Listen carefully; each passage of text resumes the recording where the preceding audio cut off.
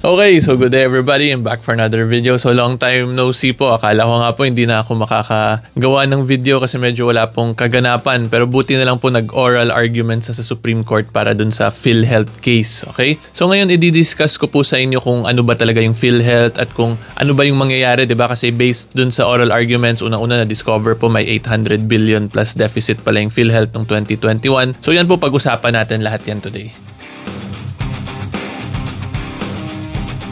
So una-una po explain ko muna yung constitutional provisions regarding dito sa right to health natin kasi ito po yung isa sa basis po ng PhilHealth naman. So under the Constitution po kasi ang government natin has the duty to promote the right to health of the Filipino citizens and to instill health consciousness among them. And because of that constitutional mandate po sa government natin, isa po sa programs na ginawa ng government is yun nga po, yung PhilHealth Insurance Program. So in summary po, yung PhilHealth, ito po yung National Health Insurance Program ng government for all Filipino citizens. So as mandated po by the Universal Healthcare Law, lahat po ng Pilipino ay automatic member po talaga ng PhilHealth. So sa lahat po ng nanonood sa video kong to, kung hindi po kayo nag-apply as member or never po kayo nagbayad, ay automatic pa rin pong member kayo ng PhilHealth. Ang gawin nyo na lang po is mag-visit kayo sa local PhilHealth office ninyo, tas tanungin nyo po kung ano ba yung status ng membership ninyo para naman po maka-avail kayo ng benefits if ever po mangailangan kayo ng hospitalization. At magbigay lang din po ako ng personal experience ko, recent personal experience ko regarding PhilHealth. Kasi nung February 13 po, yung wife ko nanganak. At nung nanganak po yung wife ko, naka-avail po siya ng benefits sa PhilHealth amounting to more or less nasa 20,000 plus po yun para sa cesarean section niya. So yung 20,000 po, malaking tulong na yun, di ba? So yun po, yun yung masasuggest ko. Para po sa hindi alam kung ano na yung status ng membership nila or never pa nagbayad, visit lang po kayo sa local office ninyo para at least ma-check po ninyo yung status nyo at maka-avail po kayo ng mga programs ng PhilHealth. And ngayon punta naman po tayo sa discussion natin or sa issue po ng discussion natin. At para po mas maintindihan nyo talaga yung issue, panoorin po muna natin tong video kung saan po kinover ng GMA yung oral arguments po sa Supreme Court for the PhilHealth case.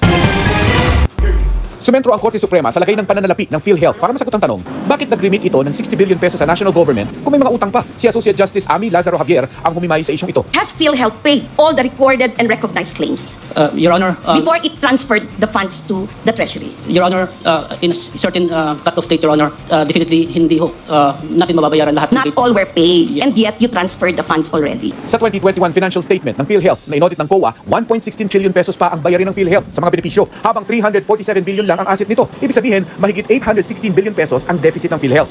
Sabi ng adverse opinion ng COA, hindi sinunod ng PhilHealth ang tamang accounting standard at malamang na mas malaki pa ang deficit nila. Financial statements do not present fairly the financial position of PhilHealth. In short, the negative equity of PhilHealth may be way more than 816 billion pesos. Even if you double up your assets, they're not enough to pay off your liabilities. Unti-unti namang bumaba ang deficit hanggang sa 26 billion pesos na lang noong 2022, pero deficit pa rin. From these assets, the law requires PhilHealth to set aside a portion called reserve funds, precisely to cover payments for the claims of beneficiaries, and that portion has to be used exclusively for the claims, to pay the claims of the beneficiaries. And if there is an excess, then additional programs should be set up. And if there is still an excess in the excess, then investment may be made. Pero sabi ng PhilHealth, hindi naman sabay-sabay babayaran ng mga utang. Kaya anya itong punan ng mga makukolekt ng direct contribution ng mga miyembro. Requirement of the law, Your Honor, particularly in Section 11, reserve fund for a maximum of 2 years, Your Honor. Is the reserve funds just in paper? Are you not supposed to reserve real money? You cannot predict when people get sick. Sabi rin ng Government Corporate Council ng PhilHealth, hindi mababangkarote ang PhilHealth dahil sagot ito ng gobyerno. It is the state insurance company. It cannot be insolvent because by law, the government of the Philippines guarantees the financial viability of the program or the National Health Program administered by PhilHealth. Sa labas ng Korte Suprema, nagpahayag ang mga petitioner kung bakit nila ipinababalik sa gobyerno ang 60 billion pesos na kinuha nila sa PhilHealth. Kulang na nga yung pondo,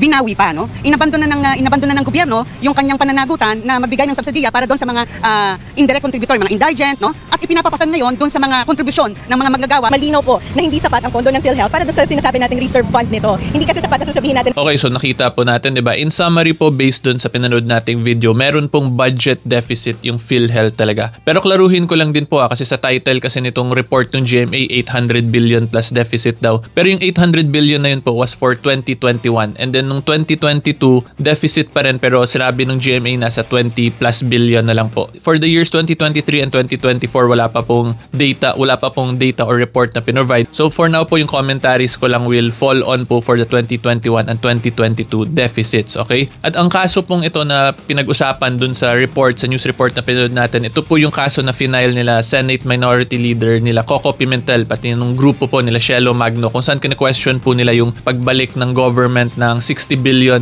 subsidy ng PhilHealth to the National Treasury. At yung main issue po sa kasong to is kung bakit binalik ng PhilHealth or bakit in-instruct po ng government yung PhilHealth ibalik yung 60 billion worth of subsidy nila sa National Treasury despite nga po yun sa budget deficits ng PhilHealth. And nga po pala, quick reminder lang, kung nag-enjoy po kayo sa video, huwag nyo po sana kalimutan mag-subscribe. Kung sa YouTube kayo nanonood, tapos kung nasa Facebook or TikTok po kayo, huwag nyo po kalimutan mag-follow. Tapos sa YouTube po pala, malapit na tayo mag 100,000 subscribers. So sana po makasubscribe kayo kasi pagdating po ng 100,000, magla-live video po tayo kung saan pwede po tayo magkwentuhan, magmaritesan, or tanungin nyo po ako ng mga legal and or personal questions. Okay, so tuloy po tayo sa discussion natin. And yung isa pa pong malaking issue talaga dito is yung 60 billion po kasi na subsidy budget na yon kung saan kinuha din po ng government. Ang isa po sa purpose ng subsidy na yon is para po gamitin for the indirect members, the indirect contributing members. Kasi yun nga po, di ba? You are considered as a member of PhilHealth. Automatically member ka po ng PhilHealth kahit pa po hindi ka nag-apply because it is mandated by law. Therefore, lahat po ng mga members na yun, hindi nila alam member sila, never sila nakakontribute, or yung mga indigent members, dun po yan ngayon kukunin lahat sa subsidy na binibigay ng government. Pero yun nga po, since kinuha ng government, posible po ngayon talaga magka-problema yung insurance program ng PhilHealth considering nagkaroon na ng commingling of funds from the direct members and the indirect members, okay? And klaruhin ko lang din po, hindi ko naman sinasabi na magko-collapse talaga agad yung insurance program ng PhilHealth. Pero just to be safe lang po sana, since yun nga, never naman natin malalaman na magkakaroon ng national emergency, di ba? Like for example, nung panahon po ng COVID, no one expected that, bigla na nagka-pandemic nung 2019. So for example purposes, kung meron pong biglang mangyaring national emergency of health, tapos lahat po ng tao or majority ng tao biglang na-confine, dun po ngayon posible magka-problema yung PhilHealth. Kasi yun nga po, currently the status is nagkaroon na ng commingling of funds between the indirect and direct members. And actually, because tinanggal yung subsidy, yung gagamitin na lang pong pondo talaga is yung mga binibigay nung direct members, di ba? At kung titingnan din po natin for the year 2025, wala din pong subsidy budget na binigay yung Congress. So dun po makikita natin from the previous year's budget, binalik or kinuha ulit ng government yung subsidy nila, and then for 2025, wala na po silang binigay na budget. So again, emphasize ko lang po, ayoko kasi mag-cause ng panic among the people na magkakaroon ng national emergency. Klaruhin ko lang po, wala naman pong national emergency at present. However, since this is the right to health we are talking about, dapat yung government po sana is maging prepared as much as possible. At kung makikita nyo nga po, di ba, sinabi rin dun ni Justice Amy Lazaro Javier dun sa report ng GMA na hindi mo nga rin daw mapipredict talaga kung kailan magkakaroon ng health emergency, di ba? May mention siya along those lines na yun din yung pinopoint out niya. Yeah, and of course, yun nga po, since there is a commingling of funds now between direct and indirect members, nagkakaroon po ngayon ng issues between the public. May ibang direct members na nagreklamo, and that is most likely why po one of the most common questions na nakukuha ko pag PhilHealth na po yung pinapag-usapan is tinatanong ako lagi kung pwede ba daw ang regular employee is hindi na mag-contribute sa PhilHealth. Kasi yun nga po, since yung government nga daw, di naman daw nagbibigay ng subsidy, so bakit naman daw siya kailangan niya magbigay? So therefore po, taking into consideration everything we have discussed, yung actions po ng government can be considered as unconstitutional for violating po their constitutional mandate to promote the right to health and to instill health consciousness among the people. Kasi yung act po nila na pagkuha ng subsidy at yung pag hindi nagbigay ng subsidy for the year 2025, yun nga po, the people now are starting to question kung bakit sila kailangan nila magbigay. So in that sense po, kung titingnan natin, ngayon nagka-problema or na-defeat po yung right to instill health consciousness among the people. Kasi yun nga, the people are starting to question and they no longer want to contribute PhilHealth because of the government actions. And for today's assignment po, para mas ma-prove ko talaga yung point ko, ito po, tanungin nyo lang sarili ninyo, kung dahil ba dun sa actions ng government, ano yung naging reaction nyo or yung mga feelings or sentiments nyo? Gusto nyo pa ba magbigay ng premium contribution sa PhilHealth? Tapos tanungin nyo rin po yung mga kakilala nyo kung ano ba yung sentiments nila, nawala na ba sila ng gana magbayad ng PhilHealth or gusto pa ba nila? So yan po yung maging assignment ko sa inyo, tapos i-discuss po natin yan lahat sa comment section para makita talaga natin kung ano ba yung sentiment ng public regarding this health issue.